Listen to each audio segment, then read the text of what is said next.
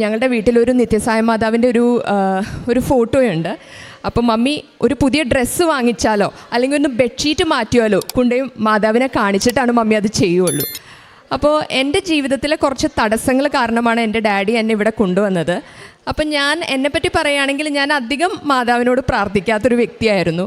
അപ്പോൾ എൻ്റെ മമ്മി എപ്പോഴും എന്നോട് പറയുമായിരുന്നു, നിൻ്റെ പേര് മേരി എന്നാണ്, ഞാൻ എപ്പോൾ നിനക്ക് വേണ്ടി പ്രാർത്ഥിച്ചാലും അമ്മയുടെ നാമമുള്ള എൻ്റെ മോളെ കാത്തോളണേ എന്നാ ഞാൻ പ്രാർത്ഥിക്കാറുള്ളൂ. അപ്പം നീ മാതാവിനോട് ഒത്തിരി പ്രാർത്ഥിക്കണം എന്ന് പറയാറുണ്ടെങ്കിലും ഞാൻ മാതാവിനോട് അധികം പ്രാർത്ഥിക്കാത്തൊരു വ്യക്തിയായിരുന്നു. ഞാൻ കൂടുതലും അന്തോണിസ് പുണ്യാളൻ്റെ ഒരു ഭക്തയായിരുന്നു. അപ്പോൾ നൊവേന കൂടലും കുർബാന കൂടലും അങ്ങനെയൊക്കെ ആയിരുന്നു. അപ്പോൾ എൻ്റെ ജീവിതത്തിൽ കുറച്ച് തടസ്സങ്ങൾ വന്നു. ഞാൻ എന്നെക്കുറിച്ച് പറയുകയാണെങ്കിൽ ഞാനൊരു ഇംഗ്ലീഷ് അധ്യാപികയാണ്. ഒരുപാട് വർഷം വിദേശത്തായിരുന്നു.